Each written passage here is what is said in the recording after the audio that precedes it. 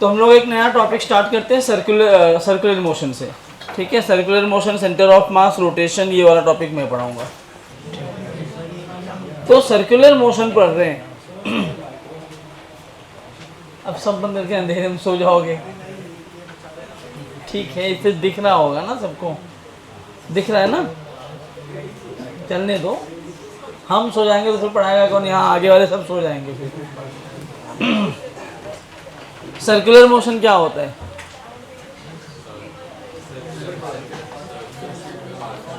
ठीक है, जब भी कोई भी पाथ सर्कुलर ट्रैक पे मूव करता है तो उसके मोशन को हम क्या बोलते हैं? Circular motion. आप बोल रहे हो कि अगर कोई, फिर से सुनना, मैं जो पूछ रहा हूँ एकदम अच्छे से, अगर कोई भी ऑब्जेक्ट या पार्टिकल सर्कुलर पाथ पे मूव करता है तो ही उसके मोशन को हम क्या बोलेंगे? Circular motion. क्या ऐसा है एक ऑब्जेक्ट जो स्ट्रेट लाइन में चल रहा हो उसके लिए हम सर्कुलर मोशन की क्वांटिटीज डिफाइन कर पाए? देखो, फिजिक्स पढ़ रहे हो ना, जितना सोचोगे उतना ही तुम्हें फिजिक्स समझ में आएगा। मैं लिख के चला जाऊंगा, कोई मतलब नहीं अगर आप दिमाग नहीं लगाना चाहते तो। जो दिमाग में आए गलत बोलोगे ना, बोलो तो समझ में आए आपके दिमाग में क्या चल रहा है। और कोई?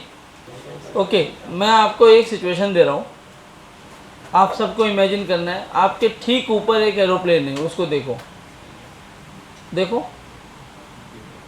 ऐसे देखना नहीं, उसको लगातार देखते रहना है। ठीक ऊपर एरोप्लेन है और वो एरोप्लेन आगे जा रही है, आप उसको देखना है, आपको लगातार। क्या कर रहे हो आप?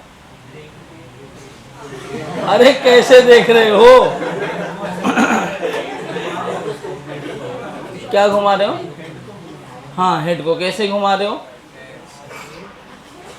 इसके अबाउट। तो आप जब देख रहे हो तो ऐसे देख रहे हो, फिर ऐसे ऐसे मुंडी आगे लेके आ रहे हो। वो अलग बात है कि बहुत कम घुमा रहे हो, लेकिन घुमा तो रहे हो ना मुंडी। तो मुंडी घुमाना मतलब आप, you have to rotate to follow the object, है कि नहीं? अगर आप अपनी मुंडी को रोटेट कर रहे हो तो वो सर्कुलर मोशन हुआ। और सिंपल सा एग्जांपल, आप यहाँ खड़े हो, ऐसे मान लो ये रोड है, एक गाड़ी पीछे से आ रही, कोई बाइक, और बहुत आवाज़ कर रही है और बहुत तेज़ जा रही है, आप कैसे देखते हो उसको? तो आपने मुंडी घुमाई, ऐसे मुंडी घुमाई, तो वहाँ पर भी मुंडी घूमी, तो वो भी कौन सा मोशन हुआ? Circular motion. कौन सा मोशन हुआ वो? सर्कुलर। चल कैसे रहा था पार्टिकल? जो ऑब्जेक्ट है वो चल कैसे रहा है? स्ट्रेट लाइन में। लेकिन आपके लिए वो कैसा हुआ? चल कैसे रहा है वो? स्ट्रेट लाइन में, लेकिन आपके लिए कैसा हुआ वो? सर्कुलर। तो ये मैटर ही नहीं करता कहीं पर कि पार्टिकल स्ट्रेट लाइन में चल रहा है कि सर्कुलर चल रहा है। आपने जो 9th-10th में डेफिनेशन पढ़ी है, इट इज़ इनकम्प्लीट डेफिनेशन, मतलब आधा अधूरा है वो, कि आपको बताया गया कि कोई भी पार्टिकल सर्कुलर पाथ पे चलता है तो वो सर्कुलर मोशन होता है। हाँ, वो होता है, लेकिन अगर पार्टिकल स्ट्रेट पाथ पे या इनफैक्ट पैराबोलिक पाथ पे चलता है, मतलब प्रोजेक्टाइल बना रहे हैं, या एलिप्टिकल पाथ पे चले, हाइपरबोलिक पाथ पे चले, कोई भी पाथ पर चल रहा हो, उसके मोशन को हम सर्कुलर में कन्वर्ट कर सकते हैं। अगर आपने काइनेमेटिक्स पढ़ा है तो उसमें एक पॉइंट पढ़ा होगा कि एब्सोल्यूट रेस्ट नाम की कोई चीज़ होती नहीं है। कोई भी पार्टिकल एब्सोल्यूट रेस्ट में नहीं है। आप बोलते हो कार स्टार्ट्स फ्रॉम रेस्ट, तो that car is at rest for you, क्योंकि आप कहाँ से देख रहे हो उसको? अर्थ से। लेकिन अगर कोई दूसरी कार में बैठ के जा रहा होगा तो उसको वही कार चलता हुआ दिखेगा। किसी और प्लेनेट से देख रहा होगा तो अर्थ रिवॉल्व हो रहा है, उसका वो कार घूमता हुआ दिखेगा। कोई भी पार्टिकल रेस्ट में है ही नहीं, आप कभी भी रेस्ट को डिफाइन नहीं कर सकते। हर एक पार्टिकल मूव कर रहे हैं। कोई भी पार्टिकल रेस्ट में है या मोशन में है, ये डिपेंड करता है ऑब्जर्वर के ऊपर कि ऑब्जर्वर कौन है। कैसे डिपेंड करेगा वो? ऑब्जर्वर कौन है। जैसे एक ट्रेन है, ट्रेन में आमने सामने की ऐसी सीट्स है, एक इधर बच्चा बैठा है, एक इधर बच्चा बैठा है, दोनों एक दूसरे को देखेंगे तो एक दूसरे को रुके हुए लगेंगे, दोनों बैठे हुए हैं, लेकिन कोई बाहर से देख रहा है ट्रेन के दोनों ही चलते हुए लगेंगे। तो एक तुम तो रेस्ट में थे एक दूसरे के रिस्पेक्ट में, लेकिन तुम ही मोशन में आ गए।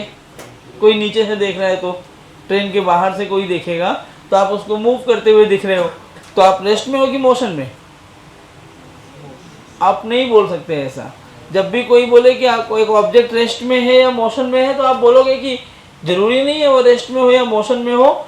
अगर कहीं लिखा है ट्रक स्टार्ट्स फ्रॉम रेस्ट, इसका मतलब है ट्रक कहाँ चलती है? ग्राउंड पे ना। तो आप जो देख रहा है ऑब्जर्वर, वो भी कहाँ है? ग्राउंड पे। जब दो लोग एक ही फ्रेम में देख रहे हैं तो रेस्ट में दिख रहा है। हो अगर बोलेगा कि truck starts from rest as seen by the moon, ऐसा हो सकता है क्या? अगर ऐसा हुआ तो एक ही कंडीशन बनेगी कि जो मून का रिवॉल्यूशन है वो अर्थ के रिवॉल्यूशन के साथ में ही हो रहा है। खैर वो बहुत बड़ी बात होगी, उतना डिटेल में नहीं जाना है। अपने को खाली ये समझना है कि कोई भी ऑब्जेक्ट ना तो रेस्ट में होता है ना तो मोशन में होता है। रेस्ट और मोशन को डिफाइन हम कैसे करते हैं? कैसे करते हैं? हाँ, फ्रेम ऑफ रेफरेंस से। कैसे डिफाइन करते हैं? फ्रेम ऑफ रेफरेंस, मतलब ऑब्जर्वर जिस फ्रेम में बैठा है, ऑब्जर्वर के फ्रेम से हम डिफाइन करते हैं कि whether the particle will be at rest और in motion. In the same way, अगर कोई भी पार्टिकल मूव कर रहा है तो उसका पाथ कैसा होगा? स्ट्रेट लाइन होगा, पैराबोलिक होगा, सर्कुलर होगा, एलिप्टिकल होगा, किस तरह का पाथ होगा? इसको बताने के लिए भी कौन रिस्पॉन्सिबल है? Observer, frame. कौन रिस्पॉन्सिबल है? फ्रेम। तो अगर फ्रेम मैं हूं, मैं देख रहा हूं, मैं अपनी मुंडी नहीं हिला रहा हूं, किसी चीज को देख रहा हूं, मेरे सामने चल रहा है, मैं ऐसे ही देख रहा हूं, मेरी जो आई साइट है वो ऐसे ही फॉलो कर रही है, तो मेरे लिए स्ट्रेट लाइन में चल रहा है। अगर मेरी आई साइट ऐसे फॉलो कर रही है किसी चीज़ को, जैसे ये पेन मैं ऐसे फेंकूँ मान लो, तो ये ऐसे जाएगा, मेरी आई साइट ऐसे फॉलो करेगी उसको, तो ये मेरे लिए पैराबोलिक हो गया। मैंने प्लेन का एग्जांपल दिया, वो मेरे लिए कैसा हो गया? सर्कुलर। इवन दो जो हमारा ये प्रोजेक्टाइल वाला पाथ है, ये भी सर्कल का ही एक पार्ट है ना, हाफ ऑफ द सर्कल, तो ये भी आर्क में उसमें मोशन हो रहा है। तो कोई भी पार्टिकल जिसको देखने के लिए, किसी भी ऑब्जेक्ट जिसके मोशन को देखने के लिए हमें अपनी मुंडी घुमानी पड़ती है, उन सबको हम क्या बोलते हैं? Circular motion. क्या बोलेंगे उनको हम? याद रहेगा सबको? तो जिस भी ऑब्जेक्ट को देखने के लिए हमें अपनी मुंडी घुमानी पड़े, वो कौन होंगी? सारी सर्कुलर मोशन। ठीक है, मैं अभी सर्कुलर चालू करूंगा, उसके पहले कुछ बातें आपको बतानी है मुझे।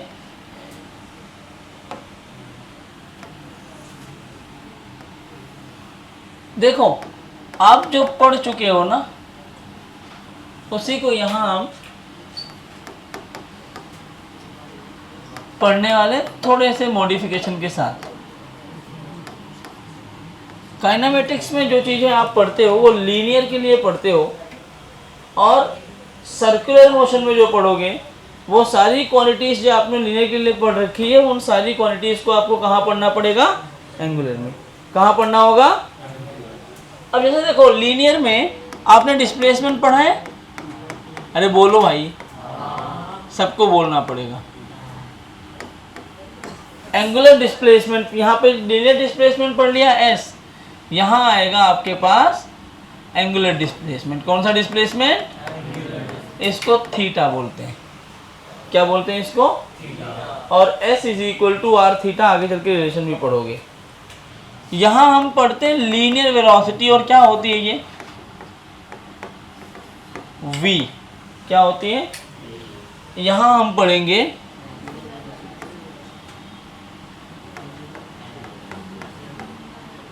जिसको हम बोलेंगे ओमेगा। यहाँ हमने पढ़ा है लीनियर एक्सेलरेशन a, पढ़ा है ना? यहाँ अपन पढ़ने वाले हैं एंगुलर एक्सेलरेशन अल्फा। और सारी क्वांटिटीज देख लो, लीनियर एंगुलर में क्या फ़र्क पड़ता है। अब आगे चल के circular motion, centre of mass और रोटेशन, इन सब को पढ़ोगे तो ये सब आपको चेंजेस दिखेंगे। लीनियर क्वांटिटीज डिपेंड करती है मास पर। किस पर डिपेंड करती है? मास, मास ऑफ द पार्टिकल। और एंगुलर क्वांटिटीज मास पर डिपेंड नहीं करती, बल्कि वो डिपेंड करती है मास का डिस्ट्रीब्यूशन कैसा है। किस पर डिपेंड करती है? जैसे एक डिस्क ले लो और एक रिंग ले लो, समझते हो डिस्क और रिंग में क्या डिफरेंस है? दोनों सेम मास का डिस्क लो और रिंग लो, रिंग पे क्या होगा, रिंग पे ऐसे मास जो है वो खाली कॉर्नर्स पे, रिम पर ही डिस्ट्रीब्यूट होगा, और डिस्क में पूरे एरिया पर बटा होगा। दोनों को ही चला के देखो, सेम फोर्स से चलाओ, कौन देर तक चलेगा? पक्का? हाँ, रिंग, क्योंकि रिंग का डिस्ट्रीब्यूशन दूर है एक्सेस से, डिस्क का पास में भी है मास, तो जिसका डिस्ट्रीब्यूशन, मास दोनों का सेम था ना, कौन देर तक रोटेट किया? रिंग। क्यों? क्योंकि रिंग का distribution of mass was different than disc. तो जो एंगुलर क्वांटिटी होती है वो कभी भी मास पर डिपेंडेंसी नहीं रखती, उनकी डिपेंडेंसी होती है मोमेंट ऑफ इनर्शिया पर। इसको आई से लिखते हैं। और यहाँ हम क्या पढ़ते हैं? Linear momentum. पढ़ा है ना ये सब? क्या होता है मोमेंटम, बोलो? पी की वैल्यू mv। यहाँ हम लीनियर मोमेंटम ना पढ़ के यहाँ हम पढ़ते हैं एंगुलर मोमेंटम L। ठीक है? और बहुत सारी क्वांटिटीज आप लिख सकते हो। यहाँ आपने पढ़ा होगा इम्पल्स, पढ़ा है? झटका फोर्स होता है, इम्पल्स का मतलब झटका लगना, तो यहाँ पे इम्पल्स पढ़ते हो J, यहाँ पढ़ते हो एंगुलर इम्पल्स। अब देखो सारी लीनियर क्वांटिटीज को क्या मैं एंगुलर में कन्वर्ट कर रहा हूँ, तो ये यहाँ पे होता है फोर्स F, और यहाँ पे टॉर्क आता है टाउ, इसको टाउ पढ़ते हैं TOW, उल्टा J है। तो लीनियर क्वांटिटीज में और एंगुलर में ये इनका एक रिलेशन है कि लीनियर के बदले में एंगुलर हम कैसे कन्वर्ट कर सकते हैं। मैं आखिरी वार्निंग दे रहा हूँ, मैं भगा दूंगा क्लास से अगर मस्ती करते हुए पकड़े गए तो। कुछ किए नहीं ना, वही तो दिक्कत है। करना मत ना ना ना, तुम जलेबी की तरह सीधे इंसान हो एकदम। जलेबी कैसी सीधी होती है?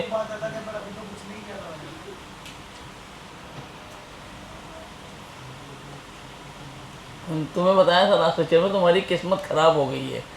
तुम कुछ भी थोड़ा बहुत भी करते हो, मैं उसी टाइम पे देख लेता हूँ तुम्हें। तो ये हमारा बेसिक स्ट्रक्चर है कि एक्चुअली क्या होता है डिस्प्लेसमेंट, एंगुलर डिस्प्लेसमेंट किसको बोलेंगे। अब मैं टॉपिक स्टार्ट करता हूँ सर्कुलर मोशन में। सबसे पहले जो आप जानते हो वो लिखो। ये तो टॉपिक नहीं था, ये टॉपिक के पहले था कि क्या क्या पढ़ने वाले हो आप जानते रहो। इस चैप्टर को दो पार्ट में हम ब्रेक करके पढ़ेंगे। पहला होगा काइनेमेटिक्स ऑफ सर्कुलर मोशन और दूसरा होगा डायनामिक्स ऑफ सर्कुलर मोशन। तो दो अलग अलग पार्ट्स बनेंगे। पहले पार्ट में आप डिस्प्लेसमेंट जो क्वांटिटीज़ लिखो उनकी बात कर रहा हूँ मैं, एंगुलर डिस्प्लेसमेंट, एंगुलर वेलोसिटी और एंगुलर एक्सेलरेशन के बारे में बात करोगे। जो दूसरा पार्ट होगा उसमें हम बात करेंगे जो हमारा मोस्टली जो पार्ट कवर होगा वो सेंट्रीपिटल फोर्स और सेंट्रीफ्यूगल फोर्स के बारे में बात होगी। तो दो अलग अलग पार्ट बनाए गए हैं, ठीक है। अब इसके अंदर ही हम लोग स्टार्ट करते हैं। हेडिंग में सर्कुलर मोशन में लिखो, ऐसे हेडिंग बना लो सर्कुलर मोशन, और अब टॉपिक लिखना चालू करते हैं। ये इंट्रोडक्शन था कि हमें पढ़ना क्या है। इसको एनालॉगी बोलते हैं। If observer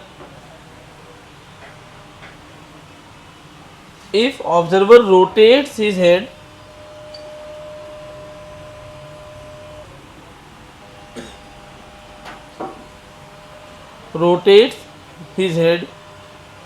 to follow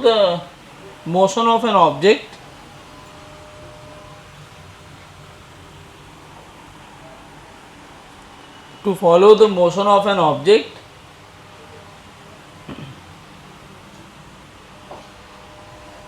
then the motion of that object is said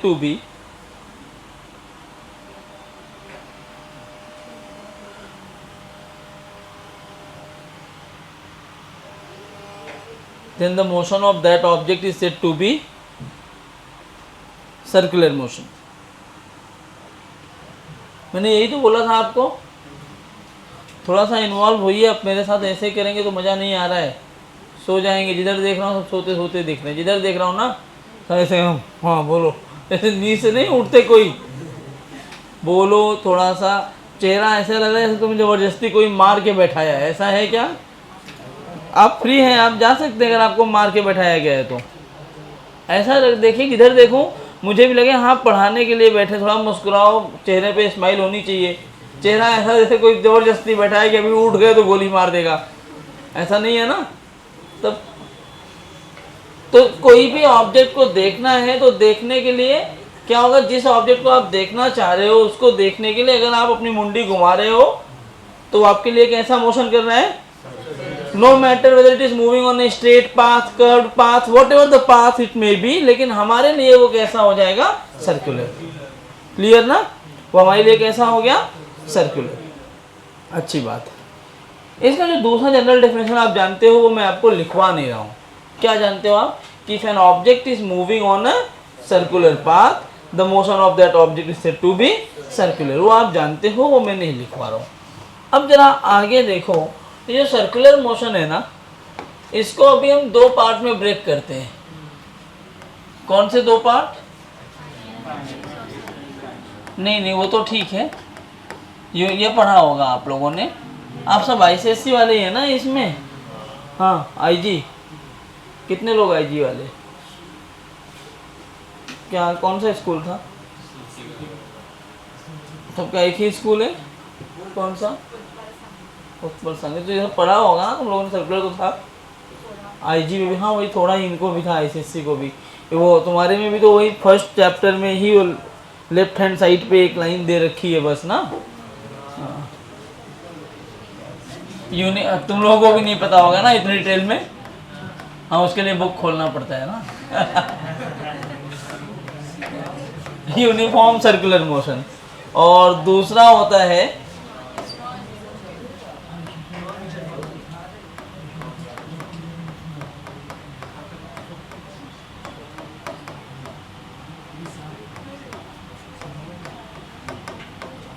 एक है यूनिफॉर्म सर्कुलर मोशन और दूसरा कौन सा है? Non uniform. अरे बोलो। हाँ, जब मैं तुम्हें बोलता हूँ बोलो तो बोला करो, क्योंकि साइंस कहता है ये कि अगर नहीं बोलोगे तो तुम्हारा दिमाग सो जाएगा हर 15-20 मिनट के बाद। जब मैं बोलूँ बोलो तो एक बार बोल दोगे तो लगेगा अपने आप को जागते रहो, अंदर से आवाज़ आएगी। जब मैं बोलूँ बोलो तो बोल दिया करो। कसम खा के घर से नहीं आया ना कि नहीं बोलूँगा, कुछ भी कर लो। क्यों भाई? तुम्हारा नाम क्या है यार? तुम्हारी मेरी बहुत जमेगी इसलिए पूछ रहा हूँ नाम। अरे नहीं बताओ। अरे गेस कैसे करूँ रामलाल? मैं ऐसे ही गेस कर सकता हूँ, मैं ऐसे कर। बोल गया दोस्त, फिर बोल दो। अरे बोल दो यार। अनंत, करण। अब याद रहेगा मुझे नाम, मेरी तुम्हारी दोस्ती अच्छी हो जाएगी, नोक झोंक चलती रहेगी रोज। चलो, एक है यूनिफॉर्म सर्कुलर मोशन, दूसरा कौन सा है? Non uniform. अब तुम भी उसमें आने वाले हो क्या? पीछे बैठ के बातें किए जा रहे हो? बताना। अभी वहां पे दो स्पेस होता है, एक खाली पड़ा है, एक वैकेंसी है वहां पे। यूनिफॉर्म और, क्योंकि अकेले तो कोई बात करता नहीं है। एक यूनिफॉर्म है और दूसरा कौन है? Non uniform. Uniform circular motion किसको बोलते हैं? पार्टिकल की वेलोसिटी कैसी होनी चाहिए? कांस्टेंट। कैसी होनी चाहिए? क्या मैं सही बोल रहा हूँ? नहीं, गलत है। तो क्या कांस्टेंट होना चाहिए? स्पीड। क्या होना चाहिए? Speed. Magnitude of velocity remains constant. तो यहां पर मैं लिख देता हूं कि अगर कोई पार्टिकल, या पूरा क्यों लिखना, द स्पीड ऑफ पार्टिकल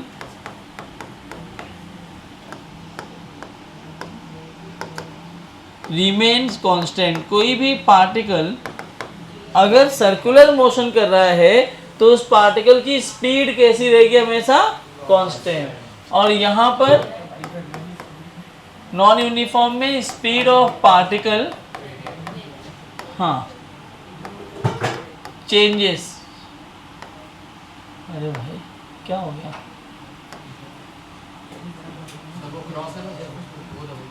वहां तक पहुंचना भी चाहिए ना मुझे। हाँ सही बात है ना यार, पहुंच ही नहीं पा रहा हूं मैं।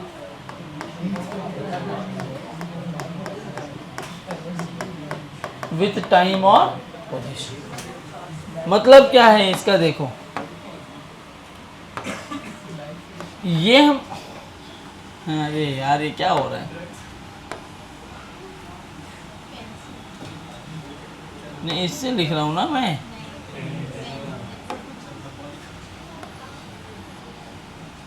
अरे मुझे वो सर्कल बनाना था, उससे बनता है ना। क्या? अरे कर लिया वो, ये लो, वो पहले से ही किया था क्या?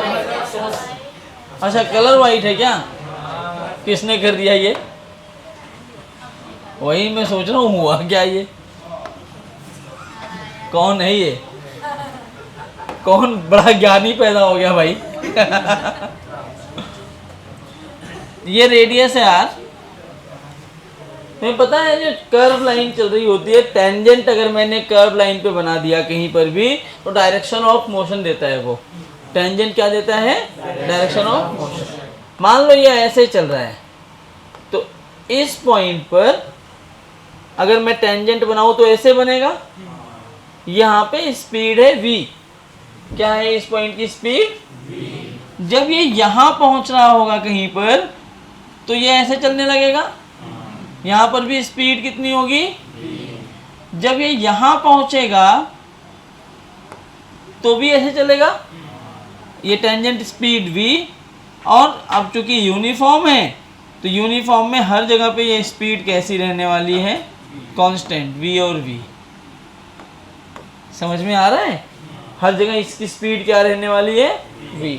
लेकिन अगर ये नॉन यूनिफॉर्म सर्कुलर मोशन हुआ ना बच्चों,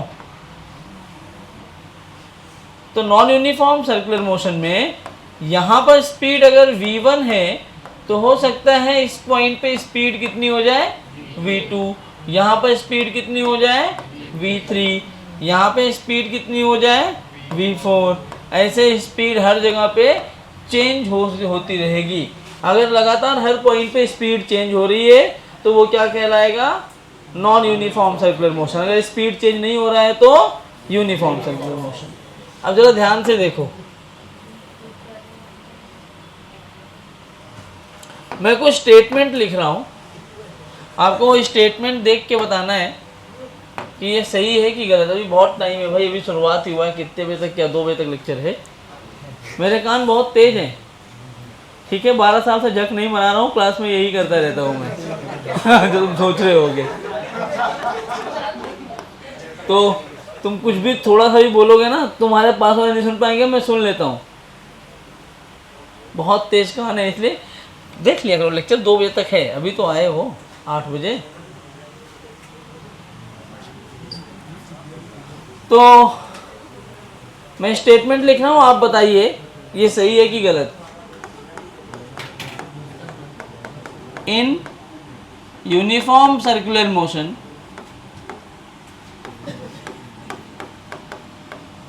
the speed of particle, sorry,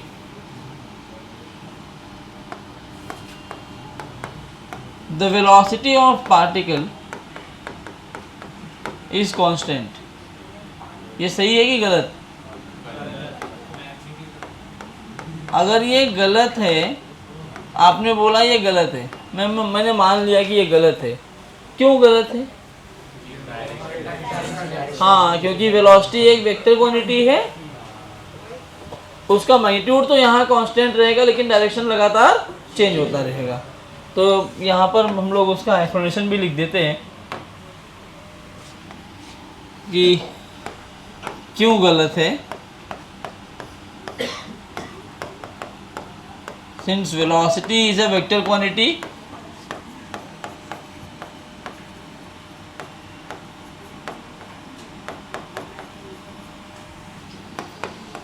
it means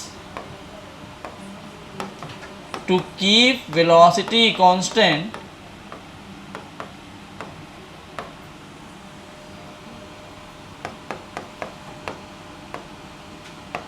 its magnitude and direction has to be constant. Correct, यही तो अभी हम पढ़ रहे हैं. बट इन यूसीएम, यूसीएम मतलब हाँ, डायरेक्शन चेंजेस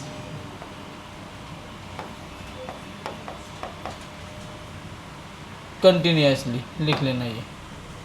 तो पहला स्टेटमेंट, आपको स्टेटमेंट समझ में आया. देखो थ्योरेटिकल अप्रोच पे जब तक काम नहीं करोगे आपका न्यूमेरिकल अप्रोच हमेशा गलत होता रहेगा. ठीक है, थ्योरेटिकल अप्रोच आपको देखना पड़ेगा. उठाओ, नींद आ रही है बेटा, लिख लो, ये सब काम आएगा.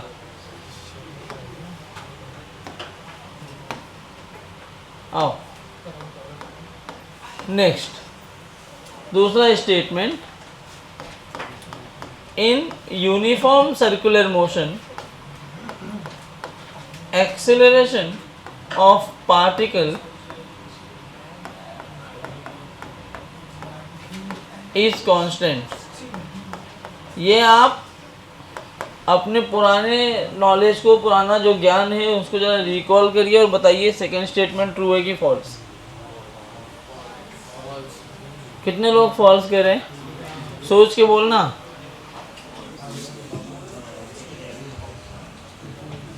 Very good.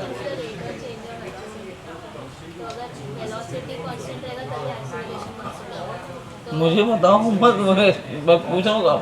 आपको जो लग रहा है हल गलत होगा तो हम बताएंगे. पता है लेकिन कॉन्फिडेंस नहीं आ रहा है ना. फॉल्स है. कितने लोग कह रहे हैं गलत है? और कहना कुछ ना कुछ तो सबको है, तो गलत वाले इतने कम लोग हैं. कितने लोग कह रहे हैं सही है? और कितने लोग यहाँ कथा सुनने आए, अभी प्रसाद मिलेगा घर जाएंगे? Very good. कैसा प्रसाद चाहिए? वो प्रसाद तो मिल रहा है ना. बोलो बोलो बोलो भाई. देखो कुछ ना कुछ तो बताना ही होता है. Very good. फॉल्स वाले सही है. मैं तो जानना चाह रहा था खाली आप कितने कॉन्फिडेंट हैं. ये गलत है. क्यों गलत है? क्योंकि जो एक्सेलरेशन होता है A vector is equal to V final vector minus V initial vector upon T2 माइनस T1. अब यहां पर अगर मेरा एक्सेलरेशन कांस्टेंट हो रहा है तो to keep acceleration constant direction and magnitude both has to be constant. Direction magnitude और वेलोसिटी, वेलोसिटी का direction magnitude they both has to be constant, तभी हमारा ये एक्सेलरेशन कांस्टेंट होगा. जीरो नहीं होता बेटा, v स्क्वायर बाई आर होता है. सेंट्रीपिटल एक्सेलरेशन पढ़ा है ना. ऐसा एक्सेलरेशन जो सेंटर की तरफ काम करता है उसी को बोलते हैं सेंट्रीपिटल एक्सेलरेशन. वो काम करता है क्योंकि अब जैसे मैं ये बोलूं कि इस पॉइंट को ले लो एक और दूसरा इस पॉइंट को ले लो. मान लो इनके बीच का एंगल थीटा है. इनका चेंज इन वेलोसिटी लिखोगे तो क्या लिखोगे? v final minus v initial. Final v है, इनिशियल भी v है, लेकिन बीच का एंगल कितना आया? Theta. Under root of v square plus v square minus 2v square cos theta. वो वेक्टर का रिजल्टेंट वाला फार्मूला, डिफरेंस वाला, वो लगाओगे तब इनका चेंज आएगा और उस चेंज में आई कैप और जे कैप आ जाएंगे. जब यहाँ आई कैप और जे कैप आए तो जीरो हो ही नहीं सकता, क्योंकि आप कब माइनस कर सकते हो? जब मैग्नीट्यूड हो खाली. डायरेक्शन सेम डायरेक्शन होगी तभी माइनस कर पाओगे ना. एक आई कैप में आएगा और एक जे कैप में आएगा. समझा? एक्सेलरेशन क्यों कौन? एक तो ये लॉजिक हो गया कि डायरेक्शन और मैग्नीट्यूड चेंज होना चाहिए तभी चेंज, वेलोसिटी चेंज होगी. और दूसरा एक और कॉन्सेप्ट है कि जब इस पॉइंट पर है, अच्छा पहले इसको नोट करो, मैं समझाता हूँ एक्सेलरेशन कांस्टेंट हुआ कैसे.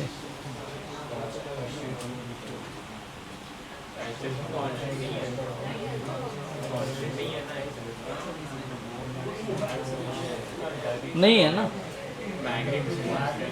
मैग्नीट्यूड कांस्टेंट है। मैं लगातार वॉच रख रहा हूँ, मुझे ऐसा मत करो कि मैं निकाल ही दूँ क्लास से बेटा। मैं फिर देखता नहीं हूँ कि आप बच्चे हो, लड़के हो, लड़कियाँ हो, मैं सबको भगा देता हूँ क्लास से। थोड़ा सा डेकोरम मेंटेन करो, बातें करो, मस्ती करो, वो चलेगा, लेकिन इस तरह की मस्ती नहीं। क्लासरूम है, उसका डिसिप्लिन मेंटेन रखना पड़ेगा आपको। आप यहाँ कोई जोकर नहीं हूँ मैं कि यहाँ आके नाच के चला जाऊँगा मैं। पढ़ना है तो आप क्लास में आया करिए, नहीं पढ़ना तो आप घर पे बैठिए। आप आपका टाइम अपना लॉस मत करिए, हमारा भी नहीं होगा। हो गया ये लिख के? जल्दी लिखो बेटा।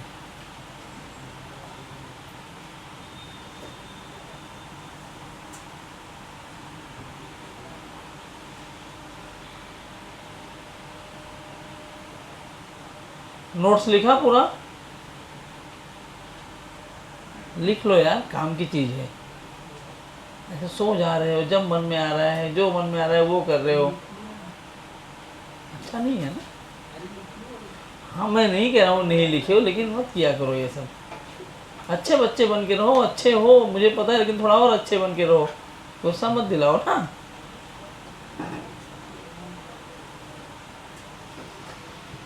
चलो हो गया, आगे चलें। एक बात बताओ, कोई भी पार्टिकल अगर ऐसे चल रहा है, मैंने ऐसे वेलोसिटी दे दी, मान लो ये एक पॉइंट है, इसको मैंने इधर वेलोसिटी दी v, ऐसे, तो होगा क्या?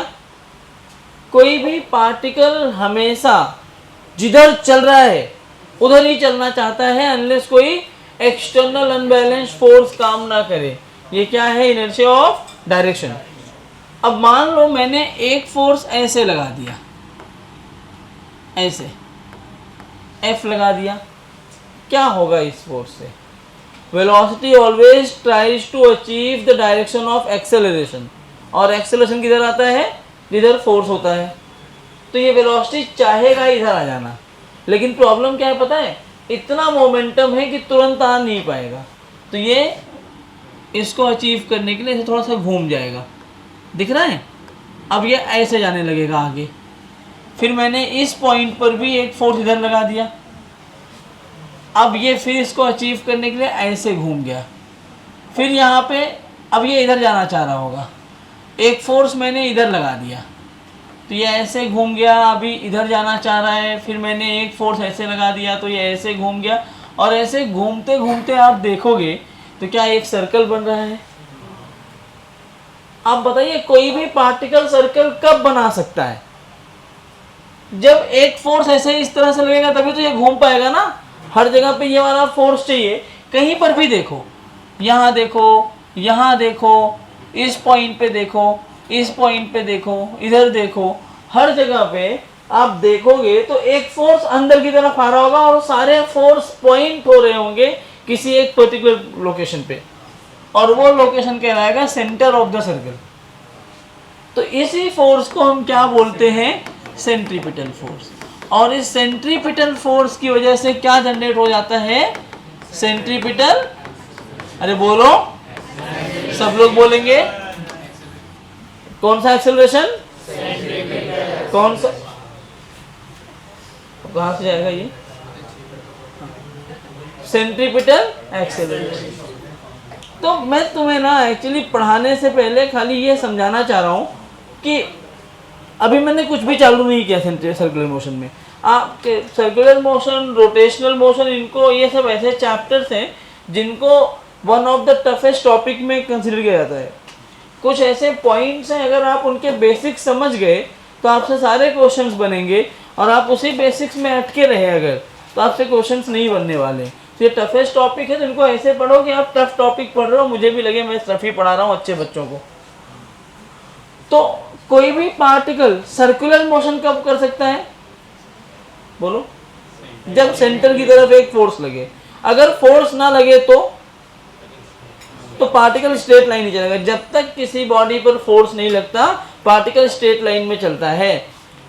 और अगर पार्टिकल पर फोर्स लगा इन अ डायरेक्शन ऑफ वेलोसिटी तब भी वो कैसा चलेगा, स्ट्रेट लाइन में, बराबर। बट पार्टिकल पे फोर्स लग जाए परपेंडिकुलर डायरेक्शन ऑफ वेलोसिटी, जरा देखो यहाँ पे वेलोसिटी की डायरेक्शन ये है, फोर्स परपेंडिकुलर लगा, हाँ? तो ये क्या बन गया 90 डिग्री पर सर्कुलर मोशन। इस पॉइंट पे वेलोसिटी ये है, फोर्स ऐसे लग रहा है, ये भी 90 डिग्री। तो जब वेलोसिटी और फोर्स 90 डिग्री पे रखेंगे तो हमेशा क्या बनेगा, सर्कल। याद है, कोई दिक्कत यहाँ पर? तो ये लिखने की जरूरत नहीं है, ये खाली बता रहा था मैं, आगे मैं इसको कराऊंगा कि कोई भी पार्टिकल सर्कुलर मोशन करता क्यों है। और जो एक्सप्लेनेशन था वो एक्सेलरेशन कांस्टेंट रहता है कि नहीं रहता। अब यहाँ समझो, हर जगह पे अगर ये कर्व जो है यूनिफॉर्म तरीके से घूम रहा है, इसका मतलब है फोर्स की वैल्यू बराबर बराबर नहीं होगी। भाई हर बार मैं तुम्हें घुमा रहा हूँ और तुम 2 इंच ही आगे आ रहे हो, 2 इंच आगे आ जा रहे हो, ये कब पॉसिबल है? जब हर बार मैं सेम फोर्स लगाऊं। तो मैग्नीट्यूड वाइज तो ये सारे फोर्स बराबर है, मैग्नीट्यूड वाइज ये सारे फोर्स बराबर है। लेकिन जरा देखो, इस पॉइंट पे ये डायरेक्शन है, इस पॉइंट पे ये डायरेक्शन है, इस पॉइंट पे ये डायरेक्शन है, क्या डायरेक्शन लगातार चेंज हो रहा है वेलोसिटी के जैसा ही? तो डायरेक्शन लगातार चेंज हो रहा है फोर्स का, तो एक्सेलरेशन का भी डायरेक्शन लगातार चेंज हो रहा होगा। और due to the change in direction of acceleration, due to the change in direction of acceleration हम ये बोल सकते हैं कि it is not constant. Constant कब होगा? जब एक्सेलरेशन चेंज ना हो रहा हो, मैग्नीट्यूड वाइज भी और डायरेक्शन वाइज। क्लियर? अब कोई दिक्कत यहाँ तक? अब आगे बढ़ो, अब मैं टॉपिक स्टार्ट करने चल रहा हूँ। अभी तक खाली ये इंट्रोडक्शन टाइप का लेक्चर था। अभी आपने देखा कि सर्कुलर मोशन बेसिकली होता क्या है। तो आज आपने क्या क्या सीखा। कोई पूछता है व्हाट इज सर्कुलर मोशन, तो आपका क्या जवाब होगा? मुंडी घुमा के ना सर्कुलर पाथ में मूव करेगा, वही सर्कुलर होगा क्या? हाँ, पार्टिकल करेगा सर्कुलर पाथ में ही मूव, लेकिन ऐसा नहीं कि तुम्हें दिखे सर्कल में मूव करता हुआ। With respect to observer, if an object is moving on a circular path, और सर्कुलर पाथ में मूव करने का मतलब ऑब्जर्वर के रिस्पेक्ट का मतलब ऑब्जर्वर को घूमता हुआ दिखे वो, तो ऑब्जर्वर अपनी मुंडी घुमाएगा देखने के लिए। तो ऑब्जर्वर के रिस्पेक्ट में अगर कोई particle circular motion, circular path पे मूव कर रहा है, तो ही हम क्या बोलेंगे कि ऐसा मोशन है वो सर्कुलर। क्लियर? अब ये याद है तुम्हें, काइनेमेटिक्स पढ़ा था तुमने। काइनेमेटिक्स में पहला टॉपिक क्या पढ़ा? Distance, distance displacement. फिर क्या पढ़ा? Speed velocity. फिर क्या पढ़ा? एक्सेलरेशन। और फिर इक्वेशंस ऑफ मोशन। वही चीज़ यहाँ भी करना है, वही पैटर्न। लेकिन यहाँ पे डिस्टेंस डिस्प्लेसमेंट की जगह कौन सा डिस्प्लेसमेंट आएगा? क्या पढ़ने वाले हम लोग? What is angular displacement? क्या होता है एंगुलर डिस्प्लेसमेंट? बोलो। हाँ हाँ बोलो बोलो।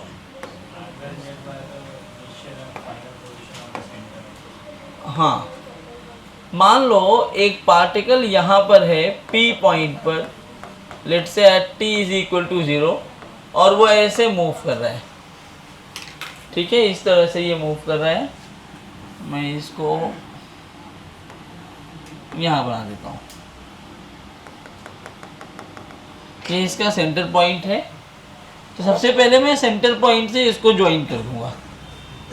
ठीक है, और ये मान लो रेडियस r दिया है। अब ऐसे मूव कर रहा है t0 पे, यहाँ है, किसी टाइम t के बाद ये यहाँ पहुँच गया पॉइंट q पर। लेट से ये वाला टाइम हुआ t। कौन सा टाइम हुआ ये? t टाइम पे यहाँ पहुँच गया। तो इन दोनों को भी अगर मैंने ज्वाइन कर दिया तो बच्चों ये r है, तो क्या ये भी r होगा? तो ये सेंटर पे इनिशियल और फाइनल पॉइंट के बीच में जितना घूम गया है थीटा, इसी को हम क्या बोलते हैं? Angular displacement. क्या बोलते हैं इसको? Angular displacement. तो क्या मैं ये बोल सकता हूँ कि it is the angle between initial point and final point joining with the centre? सही बात है। अच्छा, इसका यूनिट क्या लिखोगे? रेडियन। क्या यूनिट है इसके लिए?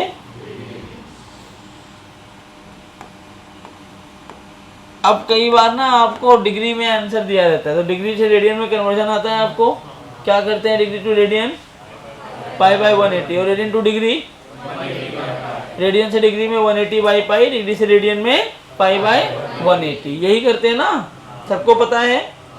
चलो कैसी क्वांटिटी है ये, बहुत कंट्रोवर्शियल पॉइंट है ये, कैसी क्वांटिटी है ये, स्केलर है वेक्टर है? कितने लोग वेक्टर्स बोल रहे हैं और कितने लोग स्केलर्स बोल रहे हैं? स्केलर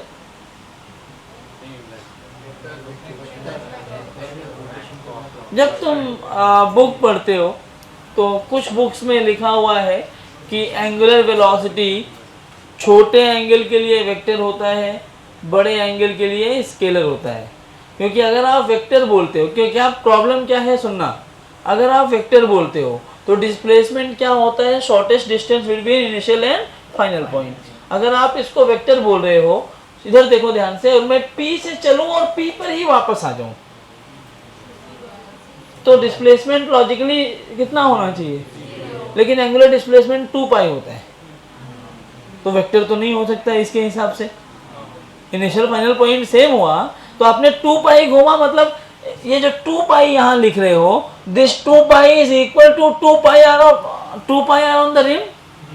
भाई 2 पाई थीटा घूम जाओ या 2 पाई आर सर्कमफ्रेंस पे चल लो, दोनों एक ही बात है ना।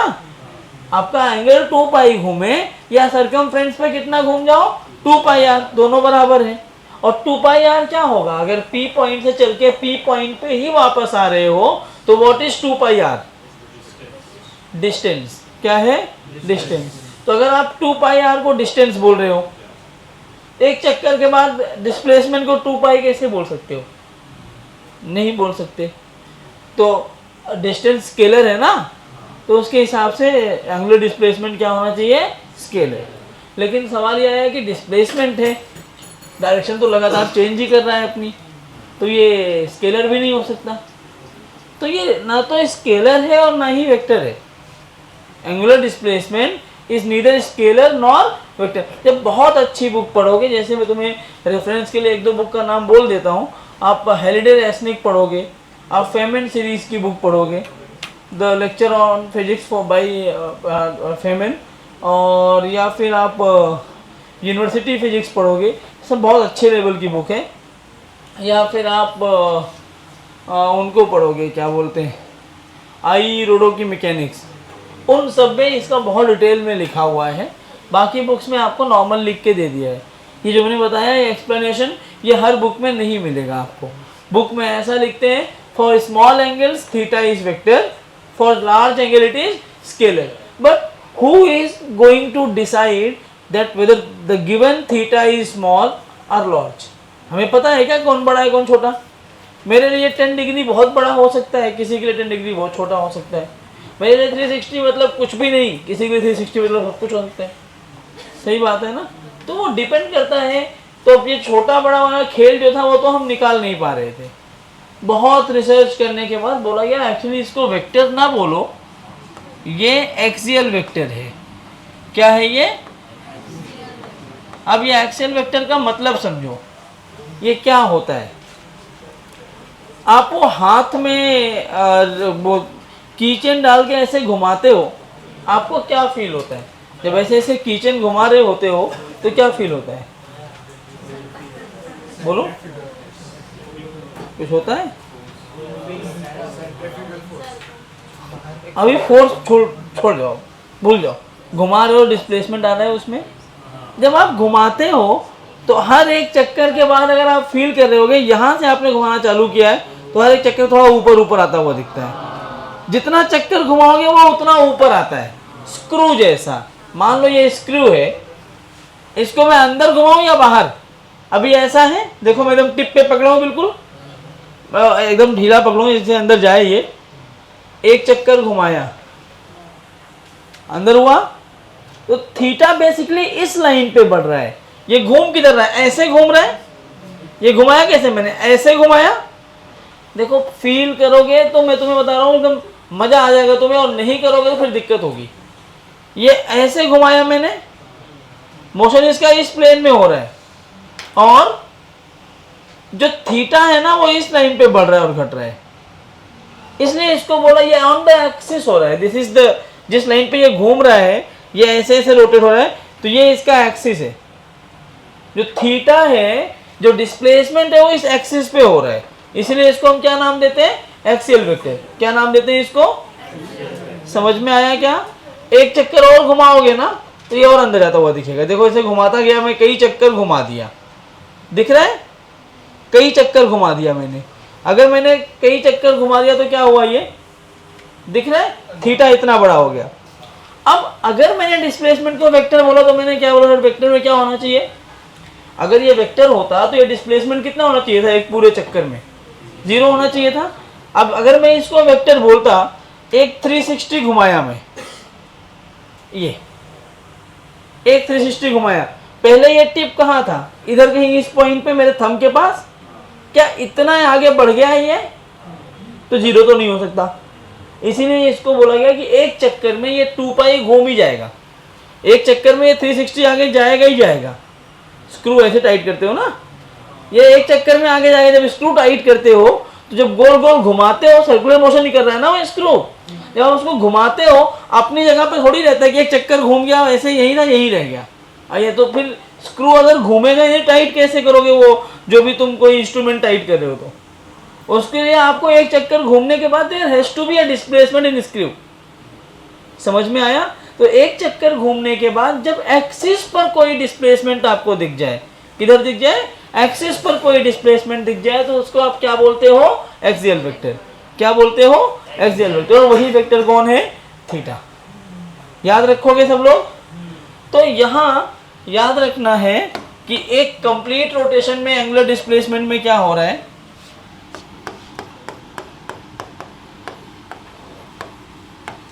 in one complete rotation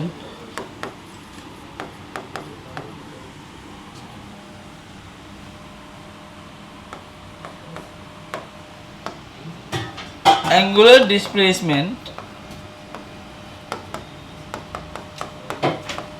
will be 2 pi not 0। और कहाँ होगा,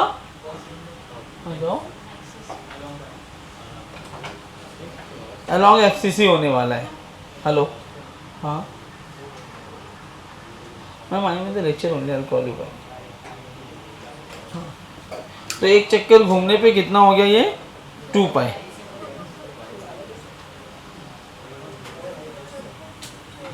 जीरो नहीं होगा,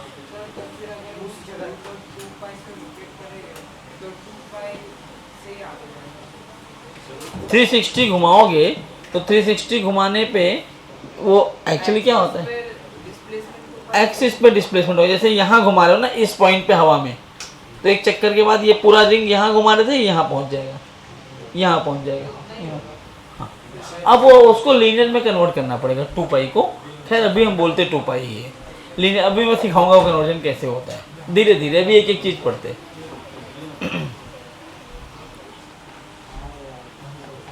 चलो, अब ये चीज होगी। अगर मैं इनके रिलेशन की बात करूं आपस में, ये अपने आप ये क्या खुल जा रहा है बार बार, तो ये जो आप देख रहे हो,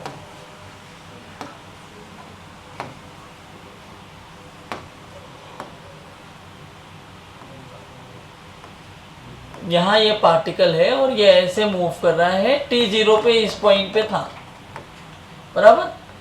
किसी टाइम के बाद ये यहाँ पहुँच गया q पर, t = t, ये कहलाएगा रेडियस वेक्टर r, और ये भी हो गया तुम्हारा r।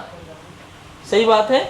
कितना घूम गया ये वाला एंगल थीटा, मतलब थीटा एंगल से, मतलब यहाँ घुमा रहा हूँ थीटा एंगल से थोड़ा आगे पीछे शिफ्ट हो गया होगा ये।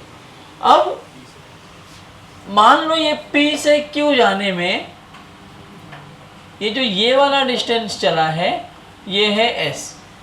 क्या है? S। इसीलिए अब ये मैं वो करा रहा हूँ जो आपकी बुक में दिया रहता है, S = r थीटा, और बोलते हैं छोटे एंगल के लिए ये वैलिड है। और जरा सोचो, अगर ये इतना छोटा सा सर्कल होता, इतना छोटा सा सर्कल, और मैं इस पॉइंट से चल के यहाँ पहुंचा होता, तो ये जो ये वाला एस देखोगे और ये वाली लाइन देखोगे, मतलब स्ट्रेट लाइन जो इन दोनों को ज्वाइन करेगी, क्या वो दोनों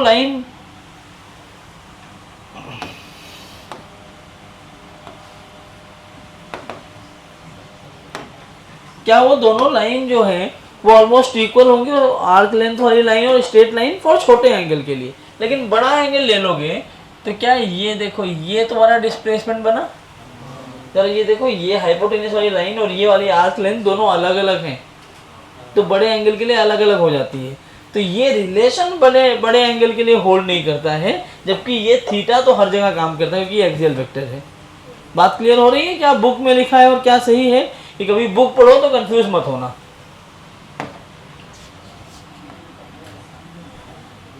चलो, तो अब यहाँ जरा देखो, यहाँ मैं अगर एक फार्मूला लगाऊं तो रिलेशन मिल जाएगा लीनियर एंगुलर में। We know that theta is equal to s by r. कौन सा फार्मूला लगाया मैंने? ये आपने 9th 10th में किया होगा, angle is equal to arc length upon, किया है ना, आर्क लेंथ अपॉन रेडियस, वही फार्मूला लगाया। तो आर्क लेंथ कितना है एस, रेडियस कितना है आर, तो theta is equal to s by r, या मैं लिख सकता हूँ s is equal to r times theta. क्या लिख सकता हूँ मैं? S is equal to r times theta. What is this s? ये आपका लीनियर डिस्प्लेसमेंट है।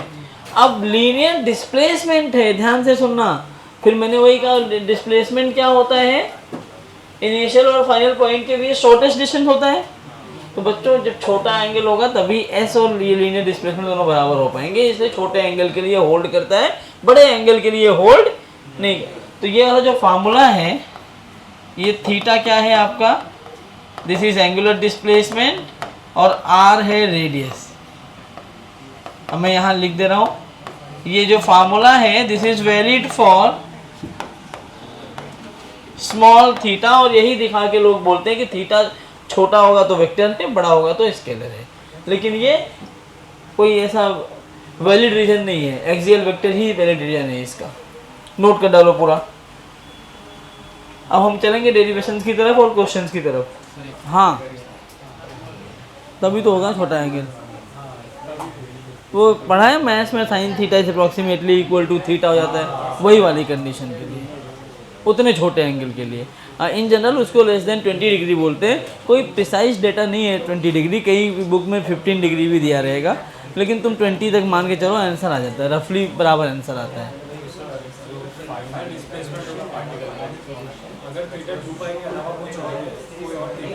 तो भी एक्सियल ही होगा।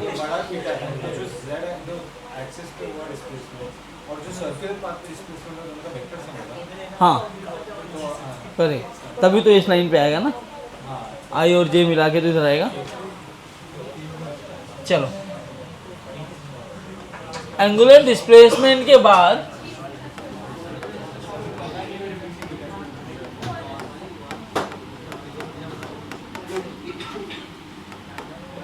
नया टॉपिक है एंगुलर वेलोसिटी। क्या है नया टॉपिक? Angular velocity. क्या होता है एंगुलर वेलोसिटी? एंगुलर वेलोसिटी क्या चीज है? Rate of change in linear velocity होती है तुम्हारा, linear rate of change in displacement, वो क्या होता है? वेलोसिटी। वही तो यहाँ भी है, खाली डिस्प्लेसमेंट की जगह कौन हो जाएगा? Angular displacement. तो मैं यहाँ लिख रहा हूँ, ध्यान से देखना, ये थोड़ा सा इंपॉर्टेंट है क्योंकि अब यहीं से ना हमारी मेन कहानी स्टार्ट होती है। डिस्प्लेसमेंट तो बहुत थ्योरेटिकल टॉपिक निकल गया, ये मेन है। Rate of change in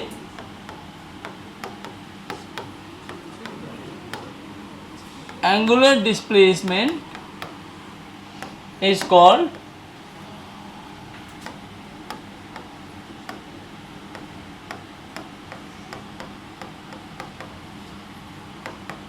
angular velocity.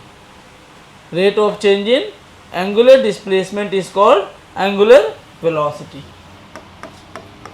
It is represented by omega. अब समझना, यही इंपॉर्टेंट है तुम्हारे लिए, क्या है ये rate of change in angular velocity, कैसे लिखते हैं। मान लो ये लाइन है, ठीक है, एक पार्टिकल यहां पर है P पॉइंट पर, T0 पर, और यहां से इस पॉइंट पे जा रहा है T पर, मतलब ये ऑलरेडी θ1 एंगल पे था और अब θ1 एंगल से कहाँ चला जा रहा है, θ2 पर। समझा? अब अगर मैंने पूछा कि ओमेगा क्या है, तो आप क्या बोलोगे, rate of change in angular displacement. तो पहले वो कहाँ पर है, θ1 पे, P पॉइंट पर, अब P से Q पर गया तो rate of change in angular displacement तो ये वाला हुआ ना, और ये पॉइंट है कितना, θ2 माइनस θ1 अपॉन, मान लो ये T1 टाइम था और ये T2, तो अपॉन T2 माइनस T1। क्या मैं इसी को जो यहाँ लिखा हुआ है, अब समझ लेना, ये अब तुम्हें बहुत फिर से मज़ा आएगा अगर तुम देखोगे तो, ये है एवरेज ओमेगा और ये क्या है, delta theta, change in theta upon change in time interval, इसको बोलते हैं एवरेज। एक चीज आप और जानते हो, आपको बताया था लास्ट लेक्चर में इंस्टेंटेनियस के बारे में। What do you mean by instantaneous velocity? हाँ, अगर तुम अच्छा पढ़ना चाह रहे हो तो मैं तुम्हें बताऊं, वेलोसिटी क्या होती है, डिस्प्लेसमेंट अपॉन टाइम, ठीक है। स्पीड क्या होती है, डिस्टेंस अपॉन टाइम। और आप डिफाइन कैसे करते हो स्पीड, डिस्टेंस को, how will you define your distance? हाँ,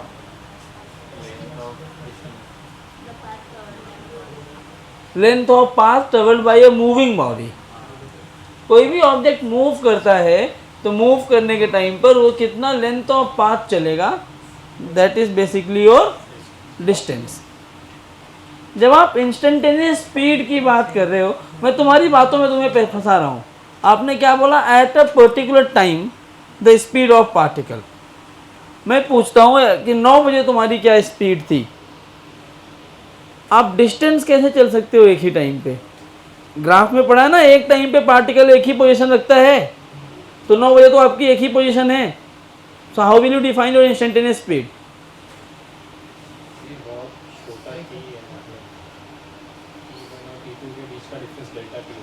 डेल्टा टी क्या है? Approx, very good, approximately to zero. इसका मैं छोटा सा एग्जांपल देकर तुम्हें समझाता हूँ।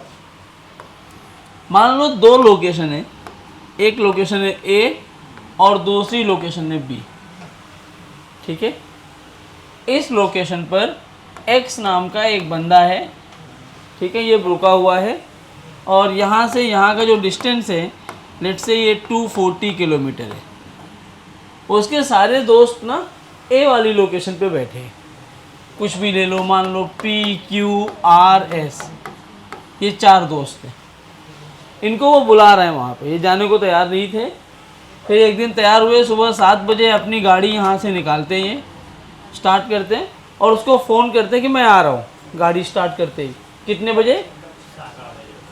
7 बजे। 11 बजे यहाँ पे ये पहुँच जाते हैं। 7 बजे निकले और 11 बजे यहाँ पहुँच गए, ठीक है। अब x क्या बताएगा? अकॉर्डिंग टू x क्या स्पीड है कार की? डिस्टेंस अपॉन टाइम, डिस्टेंस कितना रहा 240 अपॉन टाइम कितना है 4 घंटे, 60 किलोमीटर पर आवर। x ने क्या बताया कि स्पीड कितनी है 60 किलोमीटर पर आवर।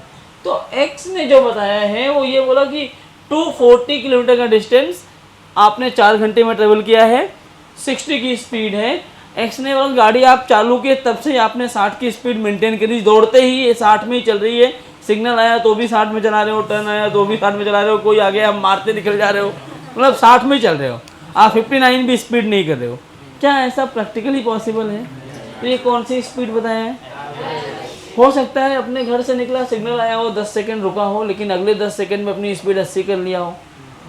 कहीं रोड खाली मिला हो, उनका मन किया 120 चले गए, कहीं उनका मन नहीं किया 40 की स्पीड में चल रहे हैं, कहीं चाय पीने का मन कर दिया गाड़ी रोक के रुक गए हो, 0 स्पीड हो गई, कुछ भी हो सकता है। तो ये जो स्पीड आई है बच्चों, ये कौन सी स्पीड आई है? जिसमें इनिशियल और फाइनल पता था अपने को। अब इसमें से ना मैं भी वहाँ पहुँचा, मुझे ना 9 बजे सबकी स्पीड पूछना चाहा और इन लोगों को बोल दिया कि 9 बजे, मतलब मैंने सबसे इनसे डेटा निकाला कि 9 बजे इनमें से कोई भी रुका हुआ नहीं था, ये जितने लोग थे कोई भी रुका नहीं था, 9 बजे सब चल रहे थे, ये हमने पता कर लिया। तो मैंने कहा 9 बजे स्पीड बताओ, तो पी मेरे सामने आया। पी ने कहा मैं 9 बजे से लेकर के 9:01 तक,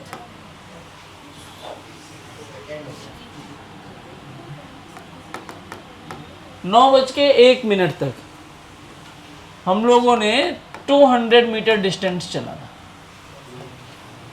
तो ये क्या बताएगा?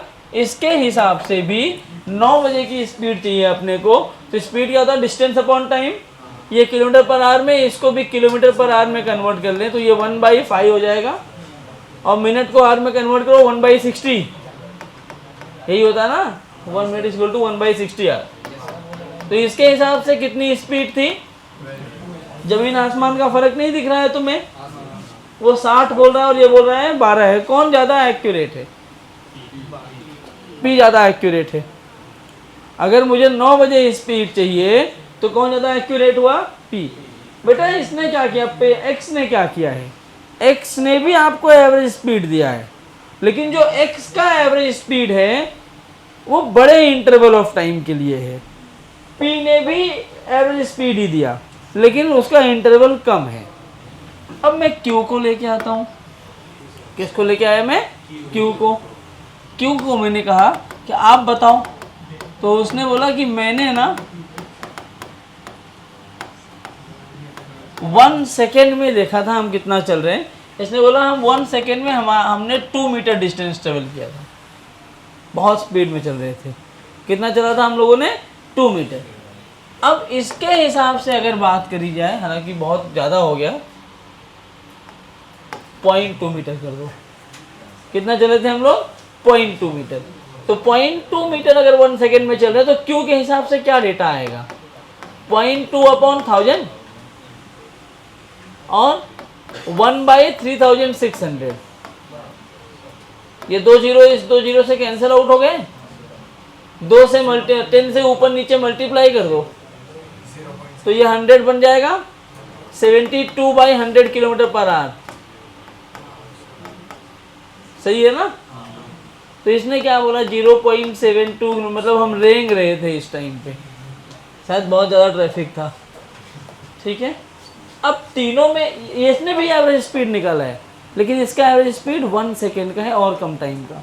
तो कौन ज़्यादा एक्यूरेट हुआ? अब आर बोला कि मैं बताता हूँ। आर ने कहा 9 बजे आप पूछ रहे हो ना, मैं उसको 0 मान लेता हूँ, और 9 बजे से लेकर के 0.00001 सेकेंड, इतनी देर में हम लोग डेल्टा एक्स चले थे। कितना चले थे? तो इसके हिसाब से जो स्पीड आएगी वो आएगी delta x by delta T. ये भी एवरेज ही बता रहा है, लेकिन इसका एवरेज में ये जो डेल्टा टी लिखोगे, ये क्या 0 तो होगा नहीं, 0 नहीं होगा, 0.000000001 होगा। इट इज नॉट 0, बट इतना छोटा है कि हम 0 मान लेंगे। तो ये यहाँ पर ये ऐसा लिखते हैं कि ये 0 है नहीं, लेकिन 0 को क्या कर रहे हैं बच्चों? अप्रोच कर रहा है। इसको पढ़ते हैं अप्रोचेस टू 0, और ये डेल्टा फंक्शन को डी में कन्वर्ट करके बोलता है कि this is the instantaneous speed. तो जब तुमसे कोई पूछे कि व्हाट इज इंस्टेंटेनियस, स्पीड में ही नहीं, एक्सेलरेशन, इंस्टेंटेनियस पावर, कुछ भी इंस्टेंटेनियस पूछता है, तो आप अपने दिमाग में रखो इंस्टेंटेनियस का मतलब है average in very small interval. क्या मतलब है उसका? Average in very small interval. ठीक है, चलो आगे बढ़ते हैं। मैं तुम लोगों को ज़्यादा सुला रहा हूँ क्या, बोर कर रहा हूँ क्या? जिधर देखो सब सो ही रहे। उठाओ उसको भी, ज़्यादा नींद आ रही है तुम लोगों को? 10 दिन की छुट्टी लेके आए हो, तो कम से कम आज तुम प्रिपेयर होके आया करो पढ़ने के लिए। अरे तुम लोग एक काम की चीज़ ही बता रहा हूँ, जेई की बैच है ना, अगर 10 सवाल दूंगा ना एडवांस के, 2 नहीं हिलेंगे अगर तुम्हें बेसिक कॉन्सेप्ट नहीं आएंगे तो। सब कॉन्सेप्चुअल क्वेश्चंस आते हैं तो तुम्हें टफ लगता है क्योंकि आप थियोरी नहीं पढ़ना चाहते। जब पढ़ाया करो तो सुन लिया करो। बीइंग अ टीचर मैं यहाँ आके पढ़ाता हूँ, आप सब ऐसे मैं सोता हूँ वहाँ बैठ के, आप पढ़ा के दिखाओ मुझे। मोटिवेशन नहीं आता ना, मैं खुद पढ़ने नहीं आया हूँ। ऐसा ही रहा तो मैं आपका बैच छोड़ दूंगा सीरियसली, मुझे कोई इंटरेस्ट नहीं है ऐसा बैच पढ़ाने को। एक तरफ तुम्हारा 12th का रूबी बैच है, उनमें जाओ तो मज़ा आ जाता है, और उनसे पूछना 2-3 घंटे में वो कितना पढ़ लेते हैं। एक तुम लोग हो कि तुम्हारे वजह से क्या होता है, जो पढ़ने वाले हैं उनका डिस्टर्ब हो जाते हैं, उनका भी मन नहीं लगता फिर, क्योंकि टीचर का मन ही नहीं करेगा पढ़ाने का फिर। अच्छा, मुझे पागल कुत्ता काटा है क्या कि मैं ये जो एवरेज इंस्टेंटेनियस पढ़ाने चला गया, क्योंकि यहाँ ज़रूरत पड़ेगी। मैं बता दिया कि क्या होता है। अब अगर आपको ये समझ में आएगा, कई जगह आपको इंस्टेंटेनियस पता चलेगा, आपको ये समझ में आएगा कि आप अभी आप ये जानते हो कि आप डिफ्रेंशिएट कर दो। क्यों कर दो डिफ्रेंशिएट? आपको पता है क्यों करते हैं डिफ्रेंशिएशन? यही चीज़ है, जब छोटे इंटरवल का एवरेज चाहिए होता है तो हमें डिफ्रेंशिएट करना पड़ता है। आप ये सब तभी सीख पाओगे जब आपका कॉन्सेप्ट क्लियर हो।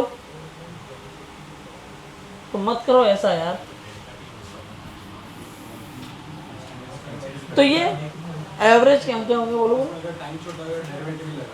हाँ, टाइम छोटा हुआ तो एक्चुअली क्या होता है, जैसे मान लो मैं इसी में आगे बोलूं कि इफ डेल्टा टी, ये जो एरो लगा के 0 लिखते हैं ना, इसका मतलब है अप्रोचेस टू 0। क्या मतलब है इसका? इसका मतलब 0 नहीं है, लेकिन हम मान ले रहे हैं 0 है। अगर 0 नहीं है तो हम उसको 0 तो लिख नहीं सकते, और इतना छोटा है कि उसका कैलकुलेशन भी नहीं कर सकते। जब दोनों जगह फंस जा रहे हो, लिमिट का यही कहने का मतलब है, 0 भी नहीं है मतलब तुम 0 लिखना मत, लेकिन तुम उसको कैलकुलेट भी नहीं कर सकते, इतना छोटा है। तो उस जगह पर मैथ्स ने इंट्रोड्यूस किया कैलकुलस को, और कैलकुलस ने बोला अगर ऐसा कहीं तुम फंस रहे हो जो 0 भी नहीं है, जिसको 0 नहीं लिख सकते और जिसका कैलकुलेशन भी पॉसिबल नहीं है, वहाँ आप मुझे इन्वॉल्व कर लो। ठीक है, तो इस जगह पे अगर डेल्टा टी इसी में अप्रोचेस टू 0 हो जाए ना, तो मैं इसको ऐसे लिखूंगा, ओमेगा इज इक्वल टू, सबसे पहले ऐसे लिखते हैं, limit delta t approaches to 0 del theta by del t, और फिर ये जाके बनता है ये इंस्टेंटेनियस। समझा? तो इंस्टेंटेनियस वेलोसिटी बेसिकली किसका पार्ट है? इंस्टेंटेनियस वेलोसिटी बेसिकली एवरेज का ही पार्ट है, लेकिन बहुत कम टाइम में। अच्छा, इसी को थोड़ा और आगे बढ़ाओ। कोई पार्टिकल है जो एक सर्कल पूरा कंप्लीट कर रहा है, या ऐसे लिख दो, एक कंप्लीट रोटेशन हो जाए,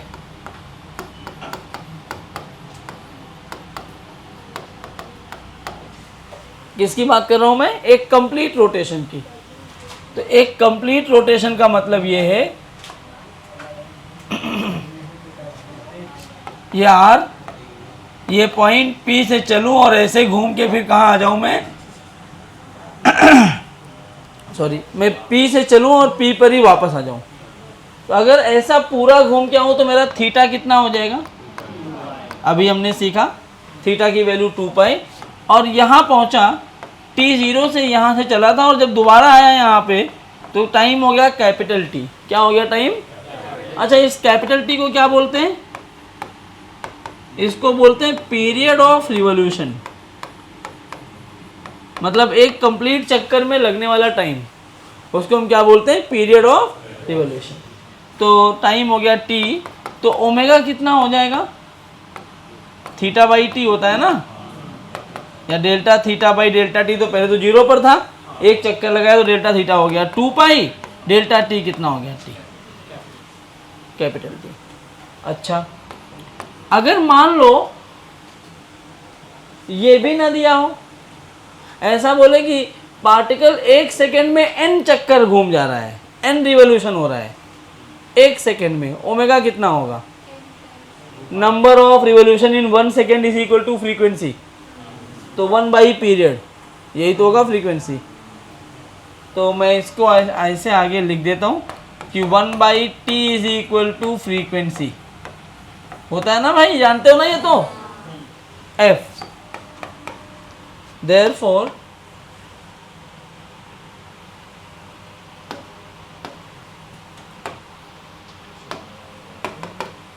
ओमेगा लिखा जाएगा 2 पाई एफ। अच्छा, एक मिनट में अगर n रिवॉल्यूशन हो रहा है तो ओमेगा कितना होगा, जरा आप लोग बताओ। अगर n रिवॉल्यूशन होता है पर मिनट तो ओमेगा कितना, सोच के बताओ, n रिवॉल्यूशन पर मिनट, तो पहले सेकेंड में कन्वर्ट करना पड़ेगा ना। तो अगर n रिवॉल्यूशन पर मिनट में हो रहा है, मतलब 60 सेकेंड में n रिवॉल्यूशन, तो 1 सेकेंड में कितना, तो 1 सेकेंड में जो रिवॉल्यूशन होता है उसको आप क्या बोलते हो, फ्रीक्वेंसी, तो 2 पाई n बाई 60। समझ में आ रहा है मैं क्या बोल रहा हूँ। अच्छा, इसके लिए यूनिट क्या लिखोगे, बताओ जरा। हाँ, यूनिट हो गई रेडियन पर सेकेंड। क्वांटिटी कैसी होगी, हाँ, क्योंकि है तो डिस्प्लेसमेंट से ही ना, जैसा डिस्प्लेसमेंट होगा वैसा ये भी होगा, नोट कर लो। ये सब बहुत बेसिक चीज़ें हैं, यूजुअली लिख के लोग आगे बढ़ जाते हैं, लेकिन कॉन्सेप्ट क्लियर नहीं होगा तो आप नहीं काम कर पाओगे।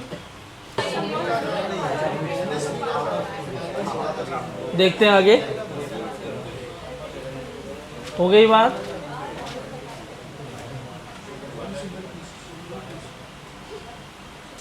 आप लोग चाह रहे हो कि मैं हटा दूं, क्लास से निकाल दूं, कुछ तो 10वीं तक पढ़े नहीं थे क्या, मंगल ग्रह से पढ़ के आए क्या, बताया नहीं वहाँ क्लास में कैसे बैठते, इधर मुंडी होनी चाहिए बोर्ड की तरफ। बात करो, बात करनी अच्छी बात है, लेकिन इतना मत खो जाओ बात करने में कि बाकी को सुनाई ना दे, घर में थोड़ी बैठे हैं, क्लास है ना। तो ये एंगुलर वेलोसिटी के बारे में बात हुई कि ओमेगा की value 2 pi by T, 2 pi F या 2 पाई एन बाई 60 अगर n रोटेशंस पर मिनट हो रहा है तो। ये चीज़ें याद रहेंगी आपको। चलो आगे बढ़ते हैं। अगर मुझे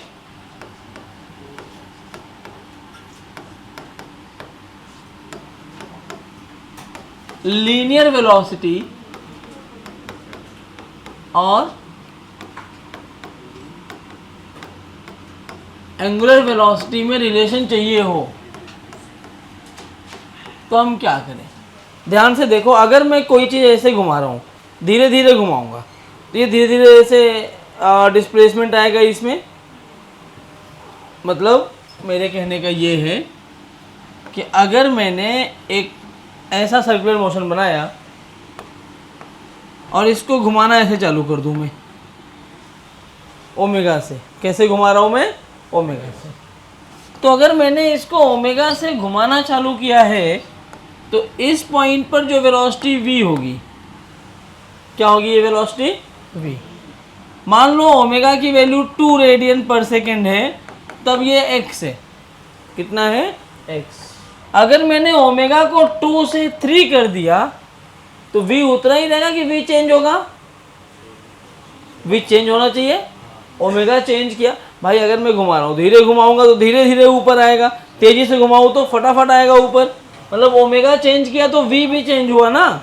तो अगर मैंने ओमेगा 2 से 3 कर दिया तो क्या v की वैल्यू x+1 हो जाएगी? कंपलसरी नहीं है, हो सकता है कोई और रिलेशन हो। वही आपको बताना है कि जब मैं ओमेगा में चेंज करता हूं तो ओमेगा में चेंज होने से v में किस तरह का चेंज आता है। जब ओमेगा में चेंज आता है तो v में कैसा चेंज आएगा वो कौन बताएगा आपको? ये concept relation between linear velocity and angular velocity कैसे बताएगा, ध्यान से देखो।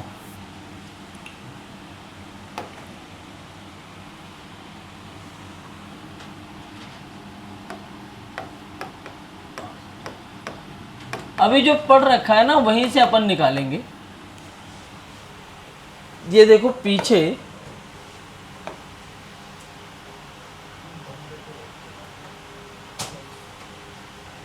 एस की वैल्यू क्या पढ़ रखी है आपने? R theta. तो मैं वही चीज अगर यहां पर लिखूं कि एस क्या होता है, एस है क्या यहाँ पे? Linear displacement. क्या है एस? Linear displacement. और थीटा क्या है? Angular displacement. अगर मुझे वेलोसिटी बनानी है, लीनियर वेलोसिटी क्या होती है? डिस्प्लेसमेंट अपॉन टाइम, मतलब ds/dt। और एंगुलर वेलोसिटी क्या होती है? Angular displacement upon time, dθ/dt या θ/t।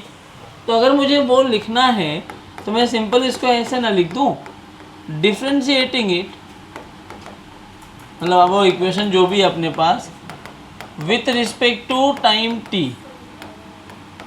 तो अगर मैं टाइम t से इसको डिफ्रेंशिएट करता हूं तो क्या ये लिखा जाएगा ds/dt it is equal to r, क्योंकि r तो कांस्टेंट है रेडियस, dθ/dt। ds/dt तो आपकी लीनियर वेलोसिटी होती है, तो क्या ये v बन गया? और dθ/dt अभी आपने पढ़ा ओमेगा। तो क्या मैं इसको ऐसे लिखूं, v की वैल्यू हो गई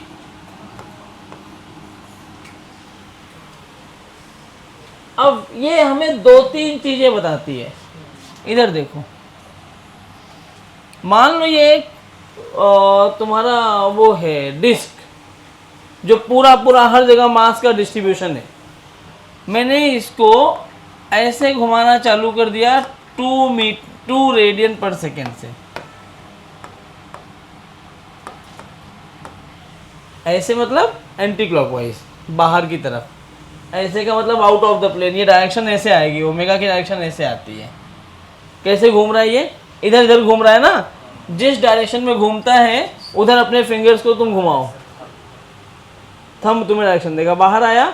अगर ये ऐसे घूम रहा होता ना तो मैं अपने फिंगर्स को ऐसे घुमाता, थंब किधर आया? अंदर। डायरेक्शन किधर होता? अंदर की तरफ। तो 2 रेडियन से घूम रहा है। 1 मीटर की दूरी पर यहां एक पॉइंट है,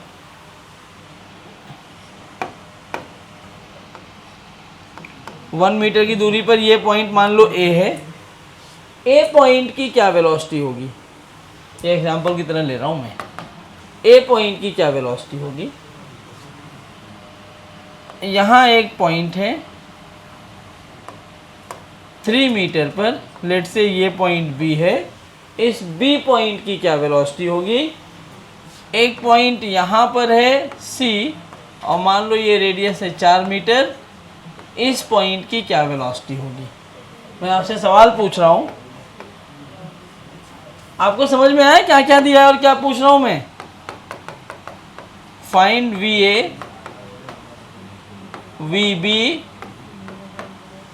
अच्छा एक चीज समझो, कोई भी रिजिड बॉडी होगी अगर वो घूम रही है ना, तो अगर ये वाला पार्ट ओमेगा से घूम रहा है तो जितने पार्ट हैं ये सारे पार्ट घूम कैसे रहे होंगे? ओमेगा से। घूम कैसे रहे होंगे? ओमेगा से। मतलब इन सारे पार्ट को अगर देखोगे ना बच्चों, तो ये वाला भी ऐसे घूम रहा है, ये वाला भी एंटी क्लॉकवाइज घूम रहा है, और ये वाला पार्ट भी एंटी क्लॉकवाइज घूम रहा है। ये सारे पार्ट एंटी क्लॉकवाइज घूम रहे हैं। ये भी 2 रेडियन पर सेकेंड से घूम रहा है। अब यही सब चीज़ें आपको बहुत ध्यान से समझनी पड़ती है, क्योंकि अब यहाँ कन्फ्यूजन होता है कि डायरेक्शन कौन सी लेनी है। क्या सबका ओमेगा बराबर है? इससे मैं ये बताना चाह रहा हूं कि in a rigid body omega, rigid body का मतलब जो यूनिफॉर्म मास बटे हुए हैं, omega for the whole body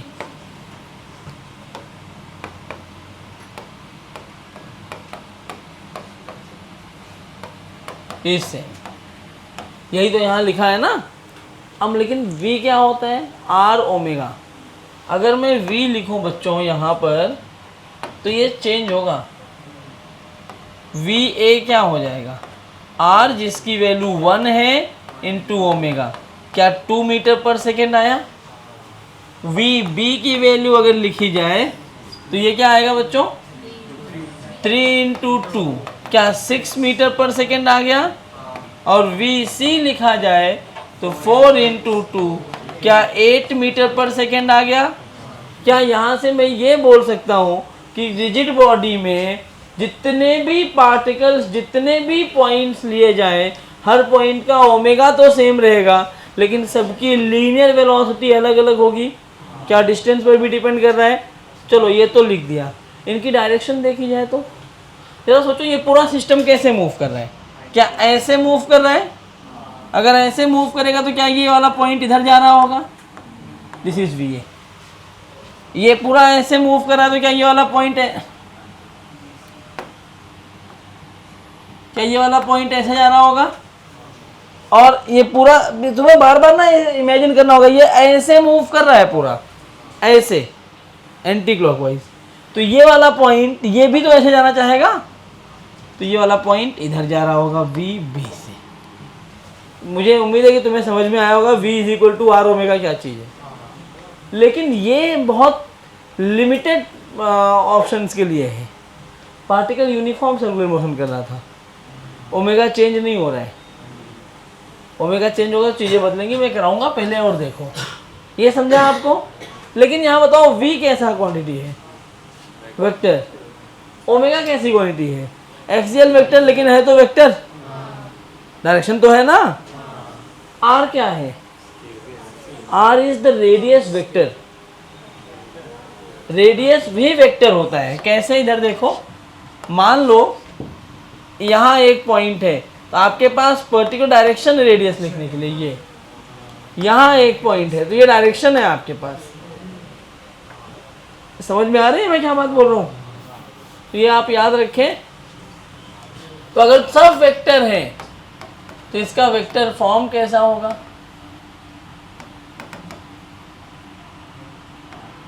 v is equal to are omega का।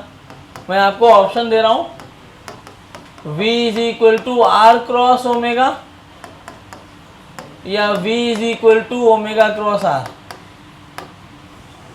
इसको नोट करिए, सोच के बताइए। और आपको बताएं, आपने वेक्टर्स पढ़ रखा है, क्रॉस प्रोडक्ट क्या होता है। क्रॉस प्रोडक्ट में a cross b is not equal to b cross a। तो r क्रॉस ओमेगा सही होगा तो ओमेगा क्रॉस r गलत होना चाहिए। ओमेगा क्रॉस r सही हुआ तो r क्रॉस ओमेगा को गलत होना चाहिए। एक सही एक गलत होगा। आप इसको नोट करिए और वो क्वेश्चन जरा बताइए। टाइम ले लो, 5 मिनट करो। आओ देखते, आओ मिलके करते, आपको समझ आएगा। एक बात बताओ, ये एक सर्कल है मेरे पास, मैं ऐसे बना लेता हूँ। यहाँ एक पार्टिकल लिया है मैंने, तो आर वेक्टर तो मेरा ऐसे रहा, ये हमारा आर वेक्टर होगा, मतलब ये सेंटर से गिवन पॉइंट की तरफ। और अगर ये ऐसे ओमेगा से घूम रहा है, ये एंटी क्लॉकवाइज है कि क्लॉकवाइज है। अगर ऐसे घूमेगा ये एंटी क्लॉकवाइज तो क्या ऐसे बाहर की तरफ आ रहा है, तुम्हें दिख रहा है क्या, ये आउट ऑफ द प्लेन दिख रहा है। और अगर ऐसे घूमता तो into the plane. Anti clockwise का मतलब है आउट ऑफ द प्लेन। ऐसे अगर ये घूम रहा है तो ये पॉइंट P पॉइंट किधर जाएगा, P पॉइंट ऊपर जाना चाहिए। टेंजेंट यहाँ पे ऐसे आएगा, this is velocity v। You have the direction of omega r and v in this case. Now अगर मुझे वैलिडेट करना है दोनों में से एक आंसर, तो मैं सबसे पहले आर क्रॉस ओमेगा को वैलिडेट करना चाहूँगा। क्या करना चाह रहा हूँ मैं कि अगर v is equal to R cross omega हुआ तो जरा r की डायरेक्शन बनाओ। क्या ये रहा अपना r? आपने वेक्टर में पढ़ा होगा आउट ऑफ द प्लेन को हम कैसे बनाते हैं, डॉट बना के सर्कल करते हैं। इनटू द प्लेन को ऐसे, आउट ऑफ द प्लेन जो होता है ऐसे डॉट बना के सर्कल करते हैं। इनटू द प्लेन को क्रॉस बना के सर्कल कर देते हैं। सही है ना? तो एक को डॉट और एक को क्रॉस। तो आर क्रॉस ओमेगा कर रहा हूं मैं, तो ये मेरा आर वेक्टर और आउट ऑफ द प्लेन जा रहा है ओमेगा, तो ऐसा। यहां से मैं v की डायरेक्शन निकालूंगा। कैसे निकालते हैं, हाथ कैसे चलाते हैं ए क्रॉस बी में? Stretch your fingers towards the first vector and curl it toward the second one. Thumb will indicate direction of resultant, जो भी है। तो अब यहाँ पे आर क्रॉस ओमेगा है। जरा आप आर की तरफ अपने फिंगर्स को स्ट्रेच करिए सच दैट आप ओमेगा की तरफ घुमा भी पाए। देखो अगर मैंने ऐसे रख दिया तो ओमेगा किधर है? बाहर। मैं ऐसे उंगली तोड़ के तो ले नहीं जाऊंगा, तो ऐसे नहीं रख सकता मैं, तो मुझे ऐसे रखना पड़ेगा। आर देखो स्ट्रेच किया मैंने आर की तरफ, अब मैं ओमेगा की तरफ घुमाऊंगा, घूम गया ओमेगा की तरफ। थंब किधर आ रहा है? नीचे। तो अकॉर्डिंग टू दिस v की डायरेक्शन किधर आनी चाहिए थी? नीचे। जबकि वही लगाया तो यही कंडीशन है ना। और इस कंडीशन के हिसाब से, बेटा चुप रहो, इस कंडीशन के हिसाब से ये जो v है वो होना किधर चाहिए था और आया किधर? मतलब ये कंडीशन सेटिस्फाइड नहीं है। But in above situation v is in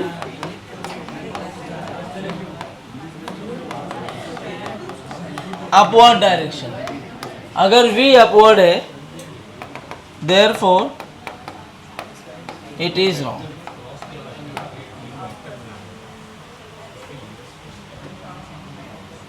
ठीक है। नेक्स्ट ओमेगा क्रॉस आर को चेक कर लेते हैं।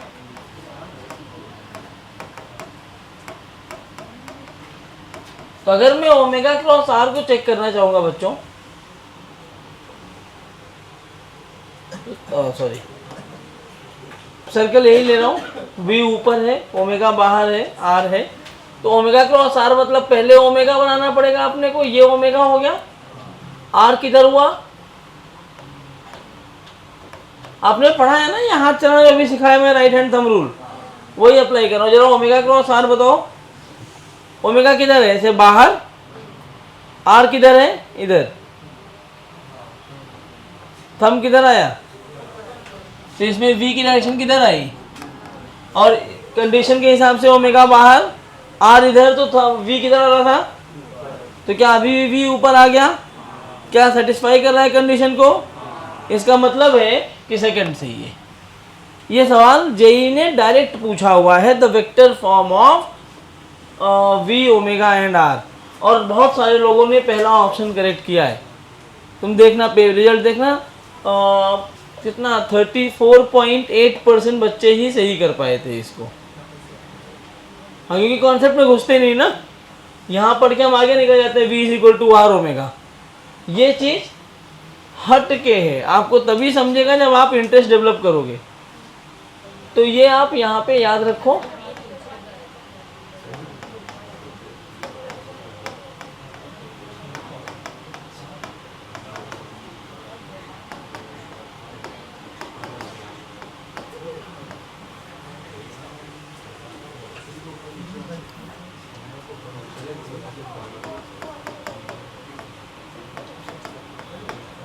तो v का वेक्टर फॉर्म क्या है? ओमेगा क्रॉस आर, और v इज इक्वल टू होता क्या है?